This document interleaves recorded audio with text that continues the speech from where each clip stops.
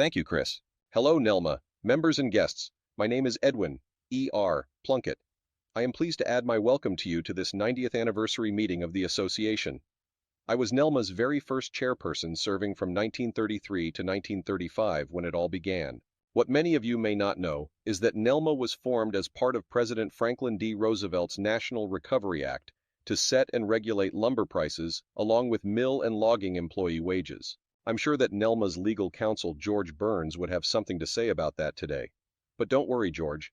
Those days for the association didn't last too many years, as antitrust laws finally came to be. But it was an important part of our history. You also might find it interesting that back in 1933, we had 2,500 total hardwood and softwood mills in the region. And member dues were set at 6 cents per thousand board feet for softwood and 8 cents for hardwoods. I'm pleased to add that we adopted the very first set of lumber grading rules for eastern white pine during my tenure, along with eastern spruce and balsam fir shortly thereafter.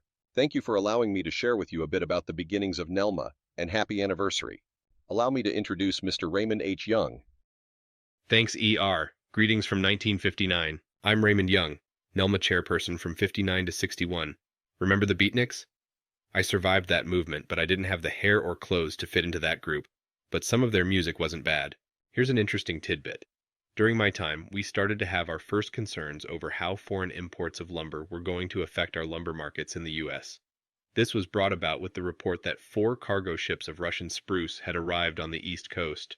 To combat this, the association created and funded its first Special Trade Promotion Committee to develop a marketing campaign touting the benefits of buying lumber produced in the Northeast to customers.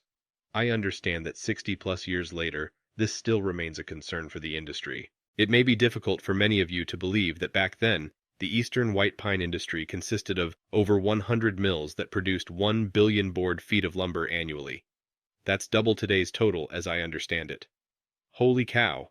Well, let me add my congratulations to Nelma on this milestone occasion, and thank you to its members that support the organization.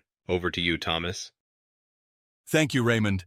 Hello, my name is Thomas Pinkham, and I was the Nelma chairperson from 1974 to 1975.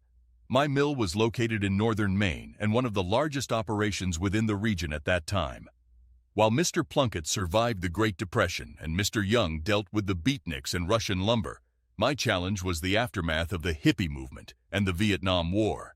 The economy was in a major downturn, and mills were having to sell lumber below the cost of production.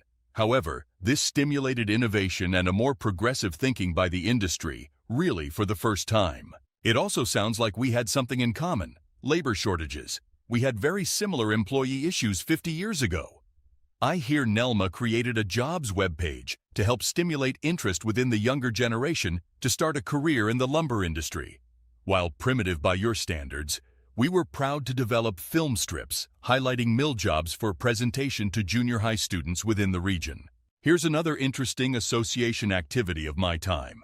In preparation for our country's bicentennial celebration in 1976, we developed a promotion with the slogan of "America's oldest industry invites you to an open house."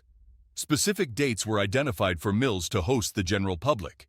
You might want to think about that idea. And the last item I want to mention: Nelma had 3 inspectors on staff, which included our first female lumber inspector. A very happy anniversary, Nelma. I hope everyone enjoys this 90th annual meeting celebration. Back to you, Chris. Allow myself to introduce myself.